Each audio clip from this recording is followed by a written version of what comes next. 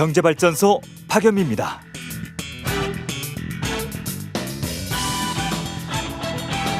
한국은행이 33개월 만에 금리 인상 깃발을 들었습니다. 경제 규모가 큰 주요국 중엔 처음인데 영끌과 비투의 시대가 저문단 뜻입니다. 생활물가 오르고 가계빚은 불고 부동산은 뛰니 시장에 에어컨 돌릴 때 됐다고 본 거죠. 문제는 큰돈 꿔서 이자가 올라도 끄떡 없는 사람보다 소액대출한 취약계층 고통이 더 크다는 점입니다. 대출의 완급 조절 그리고 사회 안전망의 조화가 필요한 이유입니다. 8월 27일 금요일 경제발전소 저는 박연미입니다.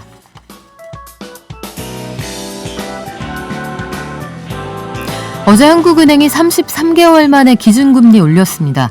앞으로 과정이 어떻게 될지 그리고 어떤 영향 미치게 될지 함께 알아보고요. 수정된 경제 전망의 내용까지 함께 짚어보죠. 마지막으로 당정이 청년 대책에 20조 원 투입하기로 약속했답니다. 어떤 정책들인지 10분 경제에서 싹 정리해드리겠습니다. 오늘의 경제픽, 이서빌리티의 끝판왕이 아닐까요? 차 한 잔의 여유. 최근에 나 혼자 산다에서 화사 씨가 닭이 세트 구입했다. 그래서 따라 사는 MZ가 그렇게 많다고 하는데 우리가 차를 즐길 수 있는 방법과 여유 안내해 주실 길잡이 모십니다. 그리고 오늘의 경제탐사, 무한 증식 중인 K-팝 시장, 이제 할리우드의 심장까지 움켜쥘 참인데요. 어떤 얘기인지 함께 전해드리겠습니다. 먼저 증시 가볼까요? 미래에셋증권 미디어 콘텐츠 본부의 서상영 본부장 연결돼 있습니다. 안녕하세요. 네, 안녕하십니까. 네, 간밤 뉴욕 증시부터 정리 부탁드릴게요. 미국 증시는 잭슨 컨퍼런스를 앞두고 관망세가 짙은 가운데 연준 위원들이 테이퍼링을 시작해야 한다라고 주장을 하자 매물이 처리되면서 하락을 했습니다. 더 나아가서 개별 기업들의 변화 요인에 따라서 등락을 보인 가운데 아프가니스탄 폭탄 테러가 발생을 하면서 전반적으로 안전자산 서로 심리가 높아진 점도 하락 요인 중에 하나였고요. 결국은 미국 증시는 테이퍼링 이슈하고 테러 발생이 영향을 준 것으로 추정을 하고 있습니다. 네, 결국은 답정너 다시 테이퍼링인데 연준 위원들 발언이 어땠습니까? 또 잭슨 컨퍼런스를 앞두고 연준 위원들 그러니까 지난 금요일 날 코로나 델타 변이 바이러스가 경제에 악영향을 준다라면 테이퍼링을 뒤로 미뤄야 한다라고 주장했던 카플란 델러스 연은 총재가 이번에는 또 말을 바꿔가지고요. 9월에 테이퍼링을 발표해야 된다라고 주장을 했습니다. 네, 전망을 바꿀 만한 것을 보지 못했고 연준은 테이퍼링을 시작할 준비가 되어 있다라고 언급을 했고요. 말이 계속 왔다 갔다 하고 있는 상황인 그러니까요. 것들을 좀 보면 연준 위원들도 지금 제대로 파악을 못하고 있는 거라고 보시면 돼요. 인간적이네요. 네, 그렇죠. 네. 거기다 이제 에스더 조지 캔자스시티 연은 총재 같은 경우도 연준이 정한 테이퍼링 시행을 위한 전제 조건에 상당한 추가 진전이 있었다. 그러니까 일찌감치 테이퍼링을 논의해야 된다라고 언급을 했고요. 가장 드라마틱하게 바뀌고 있는 제임스 볼라드 세인트루이스 연은 총재 같은 경우는 원래 이분이 정말 비둘기적인 사람이었거든요. 네. 돈을 막 풀어야 된다. 그러다가 얼마 전에 갑자기 가장 강력한 매파로 바뀌었어요. 그러다가 이분이 변심의 계기가 있습니까? 인플레이션을 상당히 중요하게 여기는 사람이라서 그러니까 연준이 정해놨던 인플레이션 수준에 비해서 지금 너무나 많이 올라와 있다. 이거 빨리 뭔가 조치를 취해야 된다. 공격적으로 정책 변화를 해야 된다라고 언급을 했고요. 특히나 이분이 또 했던 말이 뭐냐면 연준이 돈을 너무 많이 풀어가지고 네. 부동산 가격이 폭등했다. 이거 지금 2000년대 중반에 금융위기 당시의 버블 수준까지 올라와 있기 때문에 이거 정말 조심해야 된다라고 언급을 했습니다. 좀 무섭네요. 이 성함하고 오버랩이 되면서 제임스 블러드 세인트루이스 연은 총재. 네, 기억하겠습니다. 그러면 그 종목별로 희비가 좀 엇갈렸을 것 같은데 종목별 표정도 좀 알려주세요. 엊그저께 이제 대만의 반도체 업체죠. TSMC가 반도체 칩 가격을 올리면서 이게 자동차 업종들한테는 수익에 별로 안 좋은 소식이거든요.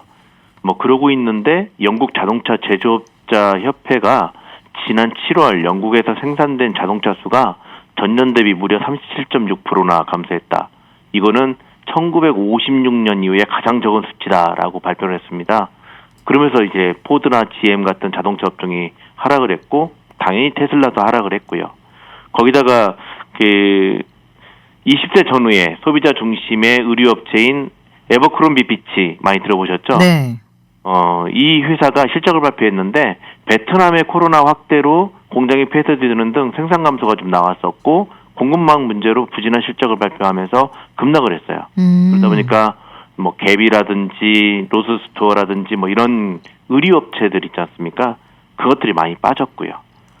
전반적으로 이제 코로나가 요즘에 화두가 안 되고 있지만 개별 기업들 실적 발표할 때마다 이게 영향을 주고 있는 게 하나둘씩 나오고 있는 것도 요즘의 미증시의 특징이라고 보시면 될 것 같습니다. 그래요. 뭐 밖에 나갈 일이 있어야 옷도 사 입겠고 뭐 회사를 안 가니까 라운지 패션 이외에 특별히 멋부릴 일이 없다. 이게 아베크롬비의 피치. 이게 저희 때도 유행이었는데 회사가 해외 공장 문을 닫았다. 이 하나의 징조가 아닐까 이런 걱정도 됩니다. 우리 증시는 어떻습니까?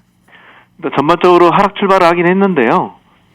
예상됐던 내용들이기 때문에 미국 증시가 안전자산 선호 심리가 높아지면서 뭐 당연히 외국인의 매도 물량이 좀 나오고 있는 상태라서 하락 출발을 했습니다. 그렇지만 이게 하락폭을 확대하기보다는 개별 기업들, 그러니까 미국 증시에서 그나마 상승을 했었던 일부 은행주들, 그 다음에 소프트웨어라든지 이런 종목들 중심으로 해서는 매수세가 더 유입이 되면서 낙폭을 좀 축소하고 있는 경향이라고 보시면 될 것 같습니다. 네, 어제 장에서는 기준금리 영향이 그렇게 크게 나타나진 않았는데 오늘은 어떨지 함께 지켜보죠. 지금까지 미래에셋증권 미디어 콘텐츠 본부의 서상영 본부장이었고요. 방송 끝날 때 다시 만나겠습니다. 고맙습니다. 네, 감사합니다. 네, 코로나19 확산세 날마다 말씀드리게 되는데요. 최근에 또 일본에 납품된 모더나 백신에 문제가 있다 해서 걱정들이 많으셨는데요. 관련 제품이 국내에는 아직까지 반입되지 않은 것으로 확인이 되고 있습니다. 백신 맞는 것들 주저하지 마시고요. 이동하는 거 그리고 방역수칙 이런 것들 꼭 주의해 주시기 바랍니다. 죄송합니다. 선제 검사를 통해서 건강 지키실 필요도 있겠고요. 시민 여러분들의 협조가 우리의 인내를 단축시킬 수 있습니다. 방송 중에 샵 0951로 문자 주시면 추첨해서 녹용 선물 세트 드리고요. 짧은 문자 50원, 긴 문자는 100원입니다. 깨어있는 경제발전소. 매일 아침 9시 경제를 이해하는 똑똑한 습관. 경제발전소 박연미입니다.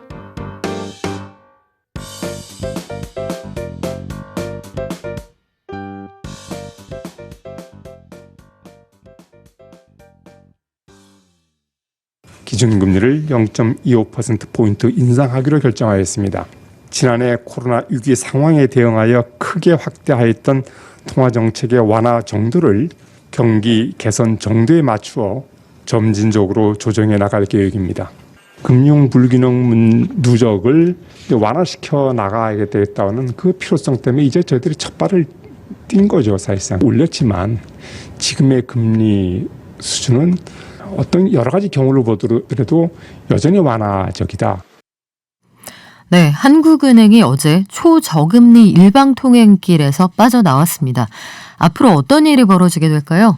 영향, 그리고 왜 지금 금리를 올리게 되었는지 명지대 경제학과 우석진 교수 연결해 알아보겠습니다.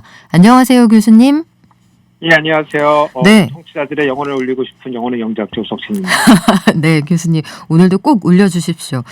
예. 시장 전문가들이 이번에 그 반반으로 의견이 나뉘어 있었습니다. 당초에는 8월에 올릴 거다 반, 10월에 올릴 거다 반이었는데 교수님은 이번이 가능성이 높다고 보셨어요. 일단 왜 그렇게 전망하셨는지부터 좀 여쭤볼까요? 그동안에 이제 여러 가지 이제 국제 여건하고 국내 여건에 대한 판단이 쭉 나왔었는데, 일단 이제 미국 같은 경우가 중요한데, 미국이 이제 대규모 재정 정책을 피면서, 그리고 노동시장 성과도 굉장히 좋거든요. 시간당 임금이, $15 넘어간다는 보도도 있었고요. 그리고 그런 여파로 인해서 이제 소비자 물가, 지수가, 5% 이상 상승된 결과도 나왔기 때문에, 연준하고 이제 재무부가 원래 계획했던 것보다 조금 더 빨리 테이퍼링에 들어갈 수도 있다. 이렇게 암시를 쭉 하고 있었거든요. 그래서 미국이 금리를 올리면 상당히 빨리 올리죠. 그래서 네.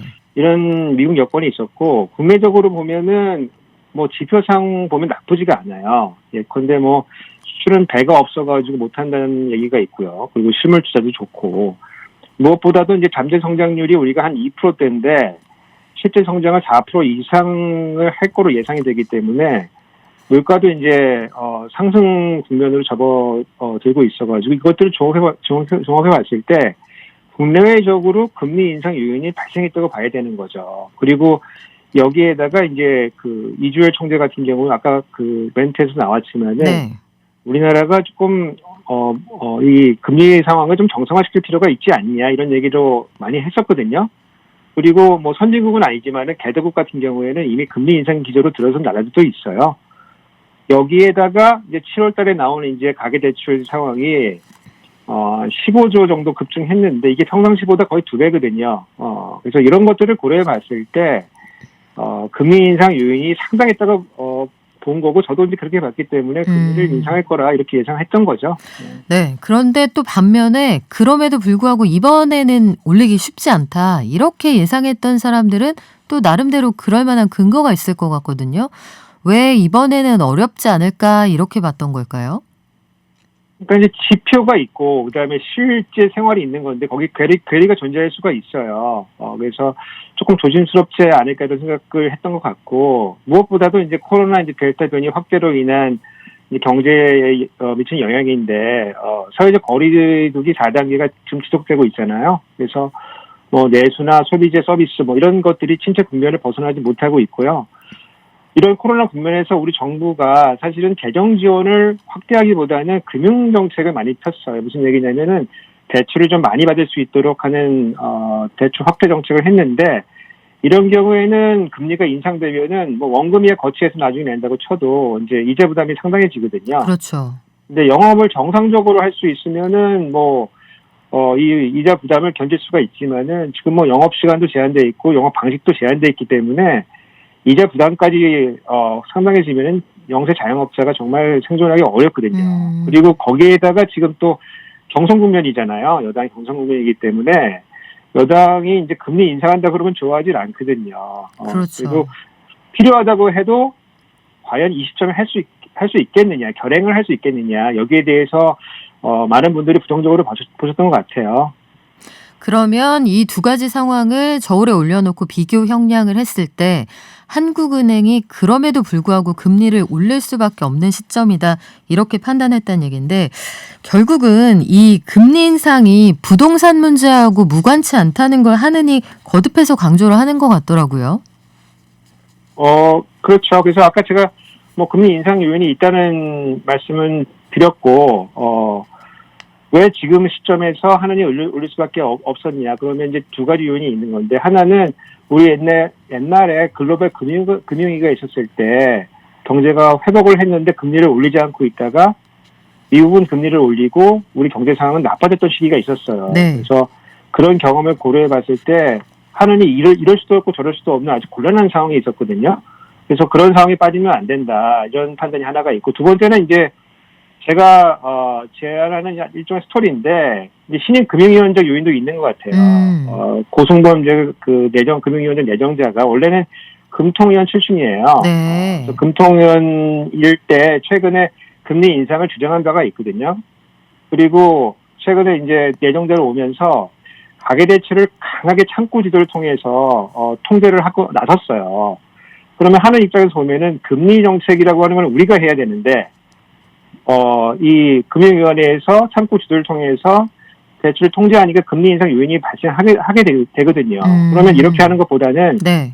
거시적인 금리 조정이 조금 더 가계대출 통제하는데 그리고 부동산의 그 어떤 이 과열을 제어하는데 좀 더 효과적이다.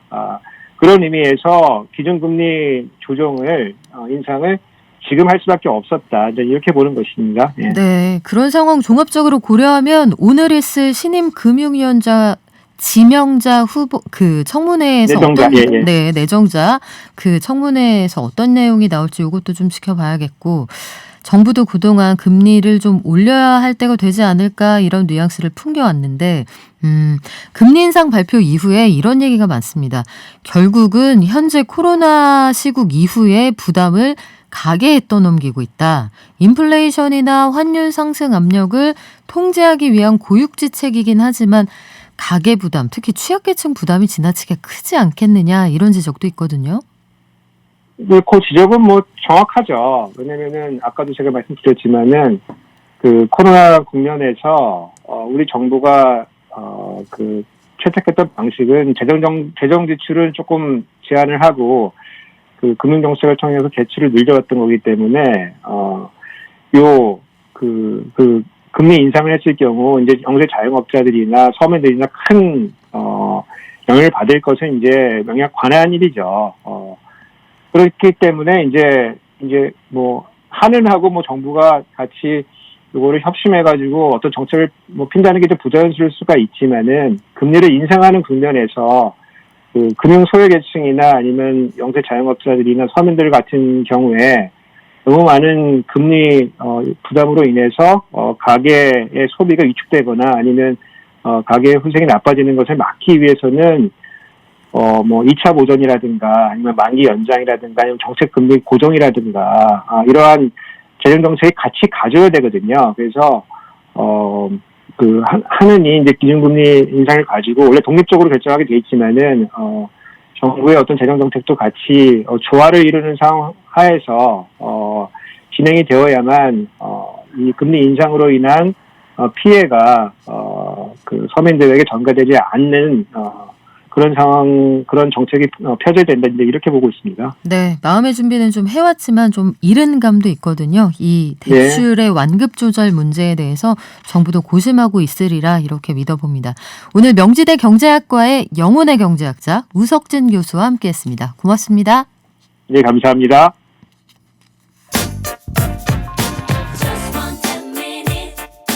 지금 여러분께서는 경제발전소를 듣고 계십니다.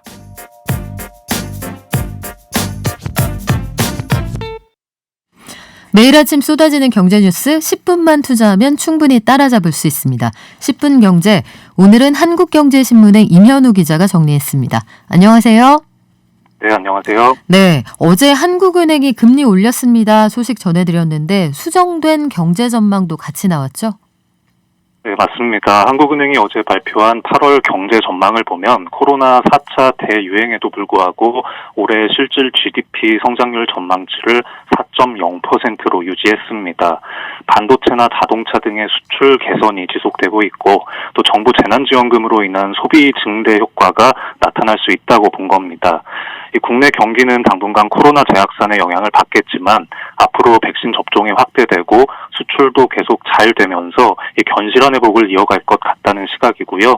수출도 주요국 경기가 좋아지고 있기 때문에 양호한 흐름을 나타낼 것이다. 이런 게 한은의 전망입니다.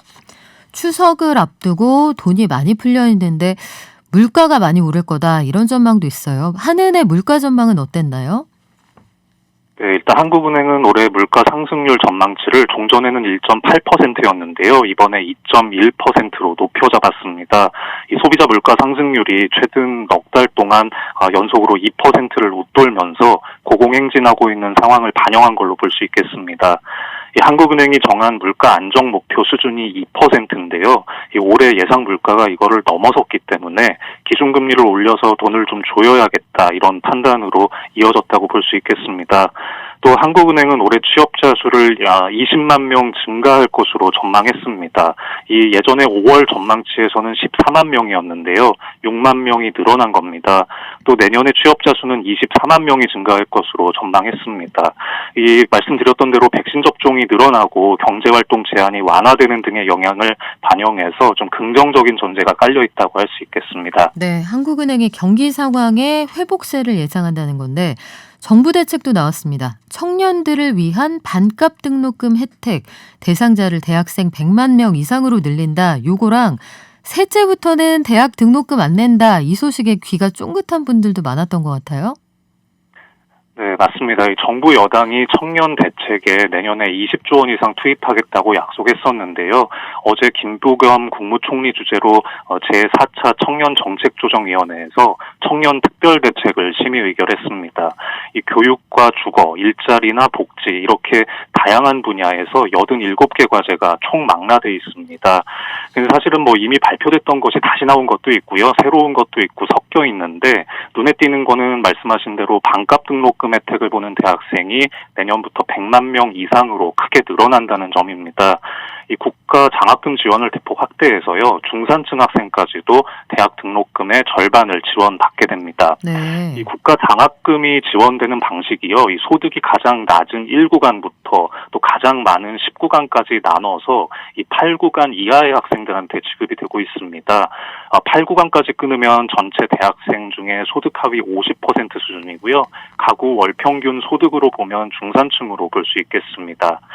지금은 5구간과 6구간의 학생들한테 지원되는 학자금이 368만 원인데 내년부터 390만 원으로 올라갑니다.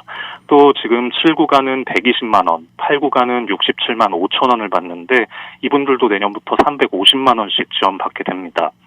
그리고 기초생활수급자 아니면 차상위 계층 자녀의 경우는요.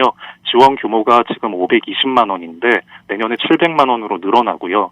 둘째 이상 자녀는 등록금 전액을 지원합니다. 네. 또 다자녀 가구가 받는 혜택도 늘어나서요. 이 소득이 8구간 이하에만 속하면 셋째 자녀부터는 모두 등록금이 공짜가 됩니다.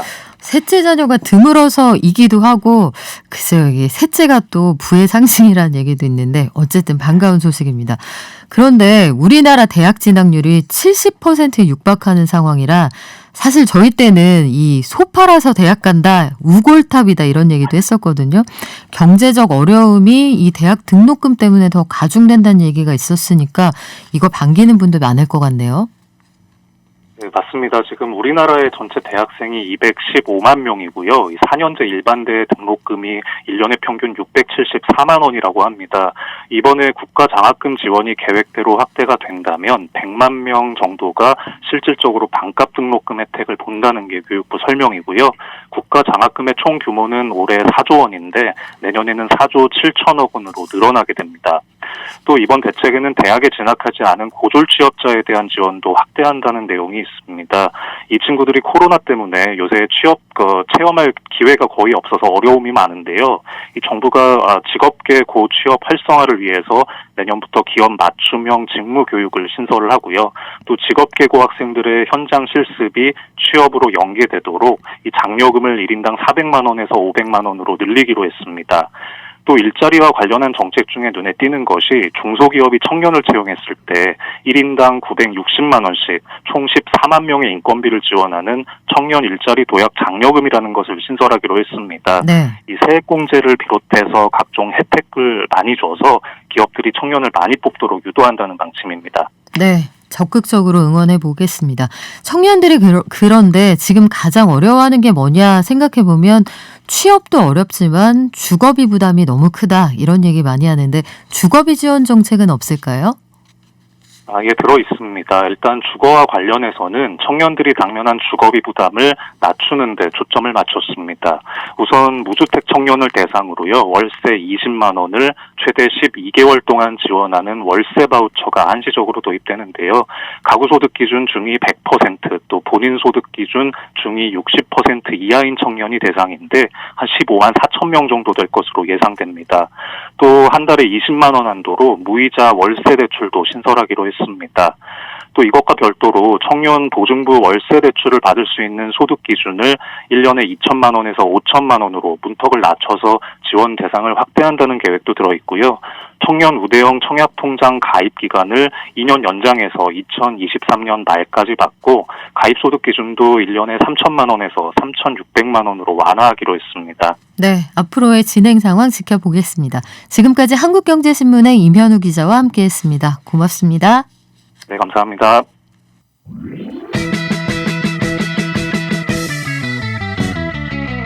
발빠른 경제발전소.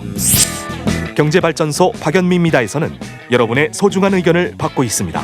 짧은 문자 50원, 긴 문자 사진 문자 100원, 샵 0951 또는 TBS 앱을 통해 받습니다.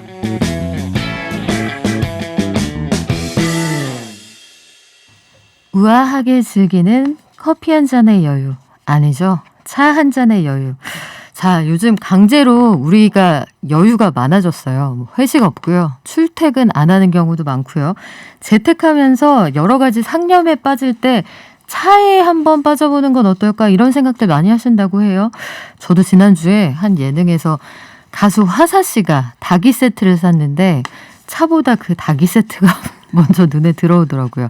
오늘 박연미의 경제픽에서는 차 한 잔을 우아하게 마실 수 있는 그런 느낌적인 느낌, 이걸 길잡이해 주실 한국 티 소믈리에 연구원의 홍차 언니 이주현 실장님과 함께 얘기 나눠보죠. 안녕하세요. 안녕하세요. 아, 홍차 언니라서 오늘 그 의상도 하지만 네. 홍차는 영어로는 블랙티 맞습니까? 네, 맞아요, 기자님. 아, 예, 좀 네. 칭찬받으면서 시작하네요. 네. 일단 소믈리에 하면은 아마 다들 와인을 먼저 생각하실 거예요. 네. 다들 신의 물방울 만화 한 번씩은 보셨을 테니까 티 소믈리에도 와인을 그 감별하시는 분하고 비슷한 일을 하시는 건가요?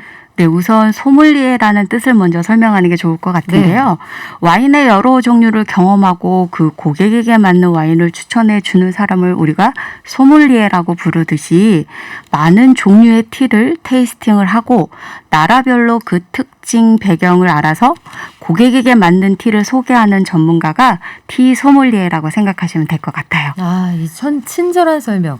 홍차 언니님께서 마스크를 아예 벗어주셔야 할 것 같다 이런 소리가 들리네요. 요 마스크가 아마 소리가 좀 울리는 모양이에요. 아, 그래요? 네. 네, 제가 마스크를 쓰고 있으니까요. 네. 저희가 방역을 철저히 한 스튜디오에서 방송하고 있다는 점 알려드립니다.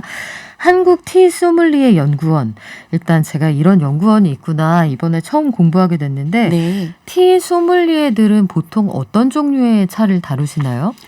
네, 우선 차나무라고 하는 것은 하나예요. 그 차나무는 하나인데 차나무에서 딴 찻잎을 제조 과정에 따라서 6가지로 만드는데 여러분들이 많이 아시는 백차, 황차, 녹차, 정차, 홍차, 흑차 이렇게 6가지로 나뉘어져요. 그것을 우리가 6대 다류라고 표현을 하는데요.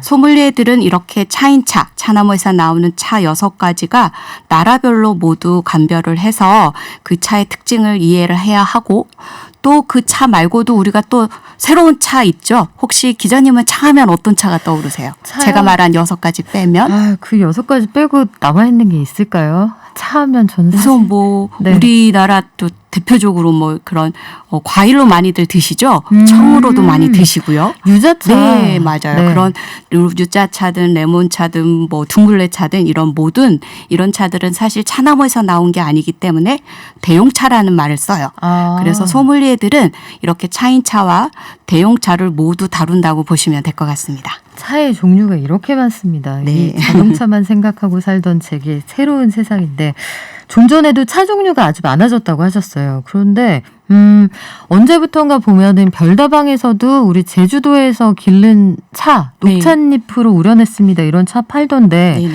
차의 종류가 대략 몇 종류나 됩니까? 이렇게 물어보면 너무 무식한 와. 질문인가요?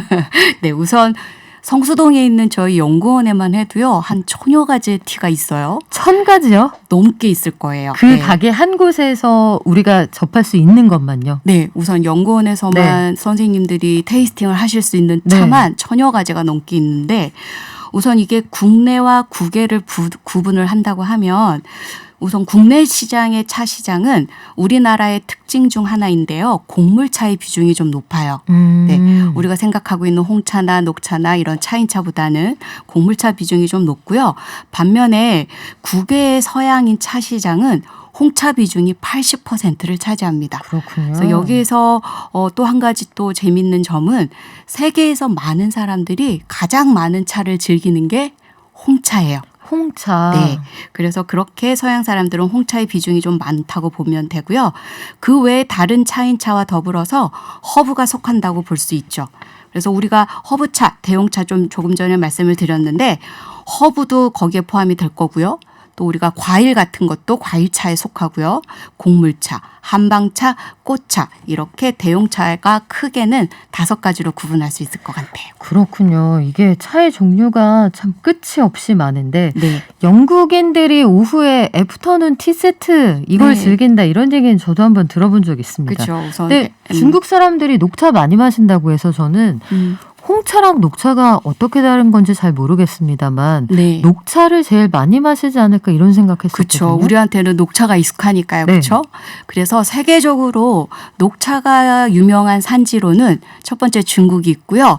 그리고 한국이 우리나라가 있고요. 일본이 이렇게 녹차 중심적인 나라가 있지만 전 세계적으로 우리가 그 비율을 본다고 했을 때는 홍차가 80% 정도가 된다고 보시면 될 것 같아요. 네, 홍차가 1등이군요. 네네. 그러면 우리가 지금 간절기예요. 여름은 저물어가고 네. 가을은 시작되는 그 즈음인데 여름에 디졸브에 즐길 만한 네. 티 소믈리에가 사랑하는 차는 뭐가 있을까요?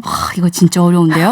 홍차 언니라서 홍차만 추천해 주시는 아니요, 거예요? 그렇지는 않은데 사실 차 좋아하는 분들이 오늘 또 비가 오잖아요. 그러니까요. 네, 이렇게 네. 비가 오는 날 꼭 마시는 차가 있기는 해요. 곡차인가요?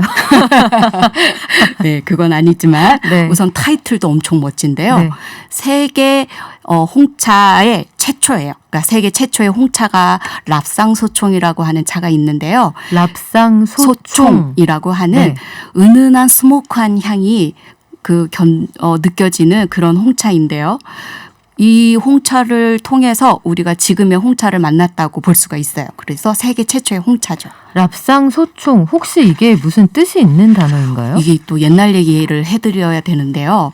이게 중국에 있는 푸젠성이라고 하는 네. 그 지역에서 원래는 중국의 차가 서양에게 전달됐던 시기는 17세기인데요. 그때 당시에 녹차가 처음에 전달이 됐었어요. 네. 그래서 녹차가 처음 서양 사람들에게 전달이 됐었을 때, 와, 서양 사람들은 엄청 이제 이슈가 된 거예요.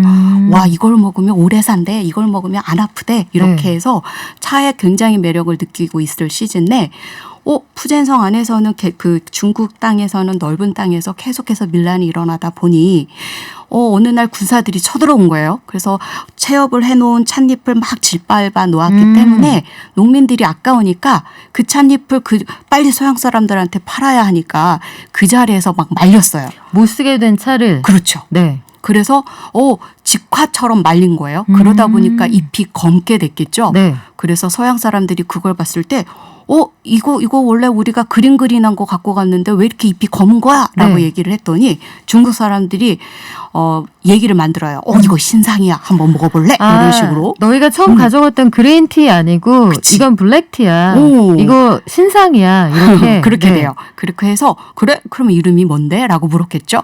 그랬더니 사실 푸젠성은 우리나라처럼 제주도처럼 방언이 있는데요. 네. 우리는 제주도의 방언을 알아는 듣잖아요. 네. 근데 중국 푸젠성에 있는 방언은 같은 지역의 중국 사람들이라도 못 알아들어요. 네. 그래서 이 푸젠성 방언으로 정산 샤오중이라고 얘기를 했는데 네. 서양 사람들이 그걸 계속 들었겠지. 네. 그래서 수개월이 걸려서 자기네 나라에 가지고 가서 네. 전달을 할 때 기억이 잘 안 났던 거예요. 어렵네요. 정산 샤오중, 정상 샤오중 외우고 가다가 랍상소총이 됐대요. 랍상소총. 그렇게 네. 해서 탄생한 소총이군요. 그래서 세계 최초의 홍차가 시작이 됩니다. 왜냐하면 녹차를 처음 접했던 서양인들은 그 독특한 떫은 맛이 살짝 부담스러웠었는데 네.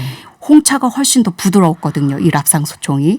그러면 녹차가 홍차가 되는 거예요? 아니 녹차를 처음에 네. 전달을 했었지만 서양 사람들이 이 홍차가 뭔가 이 시커먼 블랙티가 더 좋아하네. 그래서 중국 사람들이 옳다구나 해서 녹차보다 2배 높인 가격을 매겨서 홍차를 만들기 시작해서 홍차가 탄생이 됩니다. 찻잎을 홍차화 시켜서 이제 판매를 하기 시작했군요. 제조 과정이 달라지는 건데요. 네. 더 자세히 말씀을 드린다면. 네. 지금 우리 홍차 언니 앞에 차의 종류가 이게 몇 가지인가요? 오늘 아침에 정말 이만한 여행 가방만한 가방에 네. 꽉 채워 오셨는데 책도 있고요. 네. 차를 지금 9종류를 가져오셨어요. 지금 혹시 여기에도 그 랍상소총이라는 차가 있습니까? 랍상소총은 안 갖고 왔는데요. 랍상소총만큼 약간 이렇게 비 오면 어울릴 만한 홍차를 좀 준비해 보긴 했어요. 여기서 보니까 차 이름이 빅 허깅이라고 써 있는 것 같네요. 네네네. 약간 이렇게 안아주는 크게 안아주는 느낌. 건가요? 꽉? 그런 닉네임으로 이름을 지었긴 네. 했는데 이게 아주 달콤한 아몬드 향과 바닐라 향이 가양이 된 차예요. 근데 사실은 차를 좋아하다 보면 향이 입힌 것보다는 입히지 않은 싱글티를 조금 선호하게 되는 것 같은데요. 네. 처음 차를 접하시는 분들한테는 싱글차도 좋지만 제 생각으로는 기분 좋게 마실 수 있는 약간 따뜻한 그런 향이 가양이 된 차도 좋을 것 같다는 생각에 한번 가지고 와봤습니다. 네, 빅 허깅. 제목이 마음에 드는데 이렇게 차 산업이 커지고 앞서 말씀하신 것처럼 성수동의 연구원에만 1000종류의 차가 있습니다 하시는 걸 보니까 네. 차를 원하는 사람이 많고 그만큼 차를 마시는 이 문화가 산업적으로 큰 시장을 형성하고 있다. 이런 네. 뜻으로 들리네요. 네네네. 이게 차 시장이 커지게 된 배경도 사실 보면은 전 세계적으로 어느 정도의 삶의 안정기가 접어들 때 차를 좀 많이들 찾는 것들을 볼 수가 있어요. 그래서 한 10년 전인데요. 그 차 전문가가 예시 요렇게 한 경우가 있는데 TMI로 말씀드린다면 저희 연구원 대표님이시 정승호 대표님이 인터뷰를 네. 하셨을 때 개인소득 3만 불 시대가 되면 차 시대가 열릴 거라고 딱 10년 전에 말씀을 하셨었거든요. 그런데 지금 그것들이 진행이 되는 것 같다는 생각이 드네요. 그렇군요. 그래서 아마도 차 시장이 점점 넓어지고 있는 것 같습니다. 꽃시장하고 비슷합니다. 보통 그렇군요. GDP가 올라가고 네. 개인당 소득이 올라가면 네. 일정 수준 이상이 될 때 그쵸. 꽃시장이 확 열리거든요. 네. 집에서 꽃을 구독하는 시대가 우리도 열려있죠. 이런 것들이 반영이 되는 것 같은데 요즘에는 그 굉장히 힙하게 나는 티를 즐기는 MZ세대야 이런 친구들도 많더라고요. 네, 맞아요. 젊은 세대층 중심들로 차 소비가 점점 늘어가고 있는 걸 볼 수가 있는데요. 아마도 이 MZ세대들의 특징 중 하나가 기호의 다양성을 찾고 있는 특성 때문인 것 같은데 그 기호의 다양성이 그 차 소비 안에 있어서 점점점 늘어나고 있는 것 같아요. 사실 이 티라고 하는 세계가요. 우리가 생각할 때는 따뜻하게 뜨거운 물 넣어서 부어서 우려 마시는 것만 생각할 수 있는데 사실 티의 다양성은 무궁무진하거든요. 우선 차는 뜨겁게만 마시진 않아요. 차갑게도 마실 수가 네. 있는데요. 그걸 냉침이라고도 얘기하는데 또 다른 신세계를 맛보실 수 있고요. 또 티로 인한 음료죠. 최근에 또 많은 카페들에서 접목하고 있는데 티 베리에이션 음료가 있을 수 있고요. 티 칵테일도 있고요. 또 티 푸드. 요건 또 일본에서 넘어오긴 했는데 코스별로 차를 즐기는 티 오마카세 등등 엄청난 다양성을 가지고 있습니다. 차에도 주방장 특선이 있군요. 이거는 처음 네. 알았습니다. 차에도 그러면 유행이 있을 것 같은데 요즘 가장 인기 있는 차는 뭐예요? 우선 이게 그 티 블렌딩에서 아마 시작이 되지 않았을까 싶어요. 원래 차는 싱글차로 시작이 됐겠지만 가양되지 않은 스트레이트 티 싱글차에서 시작을 했고 점점점 많은 사람들이 즐기려다 보니까 향을 입힌 티 블렌딩의 세계가 접목이 됐고요. 그 이후에는 홍차가 주재료가 되는 밀크티가 우리나라에서도 또 한동안 유행을 했었죠. 엄청 인기였죠. 네, 그 밀크티 유행이 조금 사그러드니까 말차의 유행이 또 왔어요. 가루차 말씀하시는 네, 맞아요. 거죠? 녹차 그린그린한 가루 녹차를 우리가 격불해서 그 라떼처럼 거품이 생긴 그 크레마를 즐기는 말차 문화가 유행을 했고요. 최근에는 콤프차가 유행입니다. 콤프차요? 네네. 콤프차가 네. 점점 이제 늘어나고 있는 것을 볼 수가 있는데요. 그건 뭘로 만듭니까? 이 콤프차라고 하는 것은요, 원래 그 차인차, 조금 전에 말씀드렸죠. 차나무에서 딴 차인차에서 딴 찻잎으로 거기에 설탕이나 물을 넣고 천연 발효를 시킨 음료라고 보시면 돼요. 그래서 그 천연 발효하면 사실 우리나라의 음식이 굉장히 익숙하죠. 우리가 또 된장도 발효 있고요. 전문가죠. 그렇죠. 네. 맞아요.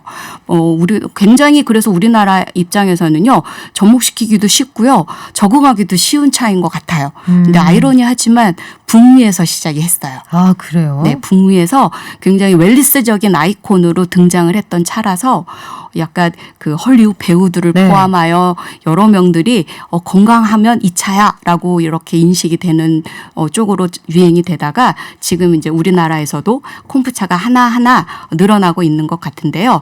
사실 이 콤프차는 건강 때문에 많이 찾고 있긴 해요. 그리고 또 스코비라고 해서 서양 사람들은 직접 이것을 배양을 하거든요. 이건 처음엔 좀 어려울 수는 있어요. 네. 말하는 것도 사실 조금 어렵지만 찻잎을 뜨거운 물로 우려서 찻잎이 먹을 수 있는 먹이를 넣어요. 그것이 설탕의 역할을 하고 있고요. 찻잎에게 먹이를 준다고요? 네. 좀 더 쉽게 얘기를 하자면 우리가 차하면 찻잎을 생각하죠. 그렇죠. 그런데 이 콤프차는 물의 형태예요. 아. 그런데 우리한테 익숙한 약간 식초 같은 느낌이라고 생각하시면 돼요. 네. 그러니까 찻잎을 물처럼 만든 물이 천연 발효가 돼서 그 발효된 식초 같은 그 물을 드레싱에 넣어서 먹어도 되고 아. 뭐 과일청에 섞어 마셔도 되고 탄산수에 섞어서 드셔도 되고 여러 가지로 즐기실 수 있는데 여러 가지로 활용이 네, 가능하군요. 그 문화가 북미에서 시작을 했고 음. 그러다 보니 너무너무 활용할 가치가 높다가 보니 직접 배양들을 많이 해요. 그래서 그런데 우리나라 아직까지는 거기까지는 아니에요. 지금 현재로는 네. 스코비를 직접 배양하진 않고 거기에 관련된 제품들이 좀 많은 편이긴 해요. 차를 키워 마신다. 요것도 재밌네요. 콤부차 사실은 그 세계적인 슈퍼모델들이 많이 마신다고 네, 해서 맞아요. 국내에서 네. 유행을 하기도 했죠. 이게 네. 뭐 다이어트에 도움이 된다 해서 한때 또 유행을 하기도 했는데 네, 맞습니다. 자, 여러 종류의 차를 섞은 블렌딩 차도 있고요. 실제로 차를 섞어서 만드는 레시피도 사실 인스타그램에 보면 굉장히 많이 공유가 네네네. 되고 있거든요. 그런데 이 차 하면은 왠지 다도라는 게 있다고도 네. 하고 영화 협녀를 보신 분들은 아시겠지만 전도연 씨가 그러잖아요. 물 끓일 때도 생선 눈알 같은 것이 나올 때까지 끓였다가 한 김 식혀서 부어서 한 번 거르고 마셔라.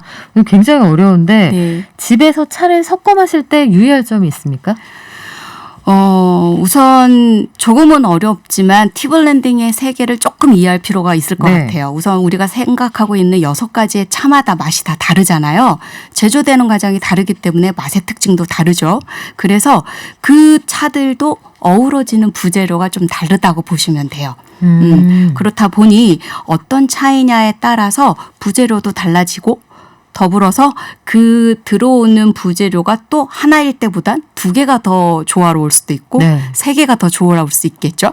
그래서 전체적으로는 어떠한 차이든 간에 맛, 향, 수색의 밸런스를 맞추는 작업이 티 블렌딩인데요. 네. 댁에서 섞어 드실 때면 충분히 가능은 한데 아마도 더 맛있게 즐기시려면 차의 종류별 특징을 조금 더 아시면 훨씬 더 맛있게 블렌딩을 하셔서 차를 즐기실 수 있지 않을까 생각이 돼요. 종류별 특징은 제가 공부해가지고 나중에 저희 게시판에 한번 공유를 해야겠어요. 네. 자, 홍차 언니 마지막으로요. 네. 차도 냉면이나 다른 음식들처럼 딱 그 그릇에 담아서 마셔야 맛있다 이런 게 있을 것 같거든요. 우리가 술 보면 이 술은 요런 잔에 담아 마셔야 네. 맛있어 이런 게 네. 있잖아요. 그렇죠. 차별로 어떤 찻잔을 추천해 주실 수 있을까요? 네, 우선 우리 기자님이 너무 말씀을 잘해 주셨는데 맞습니다. 그렇게 그릇마다 조금 느낌들이 다르죠. 그래서 우리도 밥 그릇 따로, 국 그릇 따로, 그쵸. 반찬 그릇 따로 있듯이 동양식과 서양식을 좀 크게 구분을 할 수 있는데요. 동양식 닭으로는 개완, 자사오, 풍명배라고 해서 한 번에 우릴 수 있는 이런 다구들이 있어요. 네. 또 서양식 닭으로는 많이들 아시죠? 티팟이나 찻잔 등이 있을 수 있는데요. 그런데 사실 여러분 홍차 언니도 알아가는 게 많아질수록 다구의 개수도 점점 늘어가고 있거든요.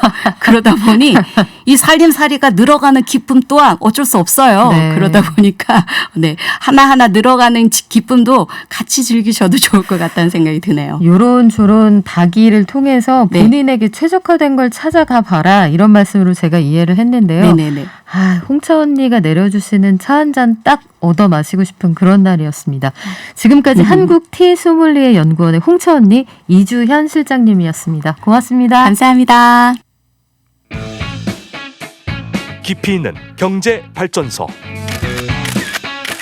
시민과 함께 공부하는 경제 시사 프로그램 경제발전소 박연미입니다. K-팝이 잘 나간다는 거 두말하면 입 아프죠? K-팝 그런데 이제 할리우드의 심장까지 움켜쥐려고 한다고 합니다. 무슨 얘기일까요? 국내 최고의 평론가 김영대 평론가와 함께 이야기해 볼게요. 안녕하세요. 금요일의 남자 김영대입니다. 네, 주말과 함께 오셨습니다. K-팝을 소재로 한 영화들이 등장한다고 하는데 어떤 것들이 있나요? 이게 사실 K-팝이라는 그 소재, 그러니까 K-팝이라는 어떤 그룹이나 아티스트를 다루는 방식이 있고 K-팝이라는 거를 뭐 이렇게 지나가는 하나의 뭐 잠깐 지나가는 뭐 해프닝처럼 다루는 게 있는데 최근에는 아예 K-팝이라는 걸 제목으로 내걸고 조금 더 직접적으로 K-팝에 관련된 어떤 세계, 네. 산업 혹은 보이밴드, 걸그룹 이런 것들을 다루는 영화까지 지금 이제 다양하게 나오고 있어서 이제 본격적으로 이 미국 연예 산업, 특히 할리우드에 케이팝 바람이 불고 있는 것이 아니냐 이런 분석이 지금 새롭게 나오고 있어요. 아, 그래요. 구체적으로 어떤 움직임들이 있죠? 뭐 일단 케이팝 가수를 다루고 있는 사례는 뭐 있었었죠. BTS 같은 경우 번더 스테이지, 브레이크 더 사일런스 이런 영화들이 뭐 제한적인 개봉이긴 합니다만은 미국에서 현지에서 개봉을 해서 많은 관객을 불러 모았었고 또 최근에는 이제 블랙핑크의 다큐 영화죠. 네, 더 무비가 지금 화제인데 이미 그 전에 뭐 세상을 밝혀라였나요? 그 다큐멘터리가 넷플릭스를 통해서 공개해서 많은 사랑을 받기도 했는데 이번에는 이게 이제 극장 개봉 영화예요. 근데 이게 그 뭐랄까요?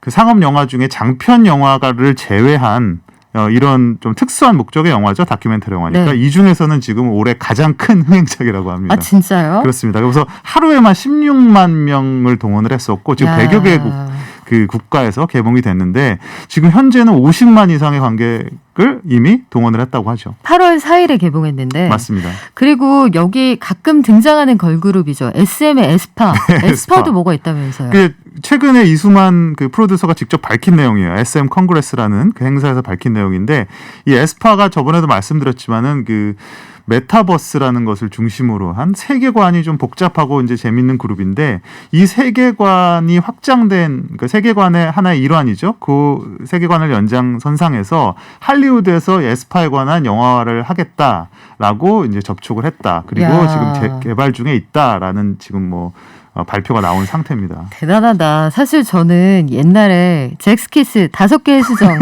그 영화 기억하세요? 기억합니다. 저 그 영화 봤었거든요. 팬이었지만 네. 약간 힘든 점이 있었는데 네. 이제는 정말로 그 본선 진출하는구나, 메인 무대에 가는구나 이런 역시 느낌이 비교를 드는데 하셔도 X세대답게 잭스키스. 아, 생각해보니까 직접 본 건 아니고 전해 들은 것 같네요. 자, 해운대나 국제시장 같은 그 대작을 만든 윤재균 감독이 K-팝을 소재로 한 영화 K-팝 로스트 인 아메리카 프로젝트에 돌입한다. 이 보도도 봤거든요. 예, 이게 이제 흥미로운 소식인데 윤재균 감독은 뭐 말씀하신 그 해운대 같은 영화로 워낙에 유명한 감독이지만 이 주체가 사실은 지금 CJ하고요. 그리고 이 미국 쪽 그 엔터테인먼트 네. 회사가 함께 만드는 그 영화가 되겠습니다. 그래서 이 프로듀서가 누구냐면 린다 옵스트라는 사람이에요. 근데 린다 옵스트라 그러면 뭐 그렇게 익숙한 이름은 아닐 텐데 X세대니까 잘 아실 거예요. 시애틀의 잠 못 이루는 밤. 네. 실제로는 자더라고요. 원파인. 네. 그리고 심지어 엔딩도 시애틀이 아니에요. 그렇죠. 제가 시애틀 살아서 알잖아요. 근데 그쵸. 마지막은 뉴욕에서 끝납니다. 그래, 어쨌든. 시애틀이라고 했는데 왜 뉴욕에서 끝나는지 이제야 의문이 풀리네요. 네. 아무튼 그런 영화를 만든 사람이고 가장 유명한 영화로는 인터스텔라가 있죠. 예, 그래서 뭐 상징적인 어떤 움직임이 될 것 같아요. 인터스텔라의 제작자인 린다 옵스트가 CJ와 손을 잡고 K-팝을 관련한 K-팝 보이밴드와 관련한 영화를 만든다. 제목도 아예 그 뭐 K-팝 로스트 인 아메리카. 그러니까 K-팝 미국에서 길을 잃다 이런 제목인데요. 그 제목에서 알 수 있듯이 일종의 로드무비라고 합니다. K가 먼저 있고 아메리카가 뒤에 있어서 왠지 뿌듯합니다. 이긴 것 같아요? 근데 이번에 제작한다고 하는 이 K-팝 로스트 인 아메리카 어떤 내용이 될까요? 그러니까 좀 재밌어요. 보이밴드가 뉴욕에 가야 돼요. K-팝 보이밴드인데 세계적으로 이제 데뷔를 앞두고 있는 전도 유망한 그룹인데 뉴욕에 가야 되는데 어쩌다가 그런지 모르겠어요. 텍사스에 상륙을 한다고 합니다. 네, 그래서 이제 꿈의 무대, 자기네들이 계획을 했던 무대인 뉴욕으로 가고자 이 텍사스에서 뉴욕이면 엄청나게 멀죠. 뉴욕 가야 되는데 왜 텍사스에 내렸을까요? 그러니까 그것도 잘 모르겠고 너무 멀다. 네. 텍사스에서 뉴욕을 가기 위해 고군분투하는 로드무비라고 하는데 요새 같은 이 컴퓨터와 스마트폰이 대세가 된 가까운 공항 구글맵을 켜면 다 길을 알려주는 이 상황에서 얼마나 이게 어떤 어려운 그 행로가 될지 그건 좀 의심스럽습니다. 어쨌든 굉장히 미국적인 소재 같아요. 네. 앞으로 어떤 영화의 내용이 나올까? 물론 90분을 채워야 하니까 바로 비행기 타고 가면 좀 그렇죠. 주인공을 BTS의 지민 씨? 할 가능성이 높다는 얘기가 나오는데 맞아요? 저는 이게 가능성이 실제 높은 건지 이 윤재균 감독의 뭐 하나의 희망 섞인 코멘트인지는 정확히 모르겠어요. 그랬죠. 어쨌든 지금 이 윤재균 감독이 준비 중인 이 K-팝 그룹이 앞으로 뭐 오디션도 보고 할 텐데 네. 본인은 지민을 딱 주연 배우로서 꼭 집어서 추천을 했다고는 합니다. 사실 BTS에 대한 영화 출연 제의는 이번이 처음이 아닌데요. 누구든 원하지 않겠습니까? 그렇죠. 한 4년인가 5년 전에 실제로 이 한국에서 네. 이 제의를 할리우드에서 받았을 때 어느 정도의 개런티를 제시했는지 제가 구체적으로 알고 있거든요. 어마어마하죠. 한 분당. 그런데 들으시면 깜짝 놀랄 개런티인데 그때 BTS 측에서 아유 저희는 사양하겠습니다. 이번에는 아마 훨씬 더 그레이드가 높아지지 않을까 싶은데요. 애니메이션도 있다면서요? 네, 이게 또 이제 버라이어티가 보도한 내용인데 메이저 배급사죠. 이제 소니 픽처스에서 이거는 또 걸그룹이에요. 걸그룹을 주인공으로 애니메이션을 제작을 한다고 합니다. 그래서 똑같아요. K-팝을 앞에다 내놓고 이겼어요. 뒤에는 디먼 헌터스. 그러니까 이 걸그룹이 악마와 이렇게 싸우는 그런 모험담을 다루는 이야기라고 하는데 콘스탄틴인가요? 네. 잘 보시면은 네. 걸그룹이 한복을 개량 한복이라고 하죠. 이런 아하. 옷을 입고 있고 부채도 들고 있고 네. 그래서 이게 뭐 블랙핑크 같은 그룹을 좀 연상시키기도 한다. 뭐 이런 말도 있고 이게 얼마나 또 한국의 문화나 전통이나 이런 것들을 뭐랄까 오해 없이 잘 담아낼지 그런 것도 어떤 관전 포인트가 될 것 같긴 합니다. 재밌네요. 흥미로운 움직임이에요. 어떻게 그 디자인이 될지 모르겠지만 약간 마루치아라치 이런 느낌도 있고요. 언제까지 올라가시려고요? 자, 예전에는 K-팝 가지고 영화 만든 적이 없었습니까? 없었진 않았지만 K-팝에 관한 거였다기보다는 K-팝이라는 소재를 하나의 흥미거리로 사용해서 뭐 이거는 꼭 한 공간만의 문제는 아니에요. 미국 내에서 가령 아주 옛날에는 아시아권 이 쿼터가 있거든요. 아시아권에 대한 묘사를 하면 예전에는 중국말, 중국 사람, 중국 음악을 썼어요. 음식도 중국 음식. 그러다 그게 한동안은 일본이었거든요. 근데 이제는 한국이 대세기 때문에 음식도 한국 음식, 사람도 한국 사람, 뭐 배우도 교포 한국인들을 많이 쓰는 이런 하나의 추세가 있단 말이에요.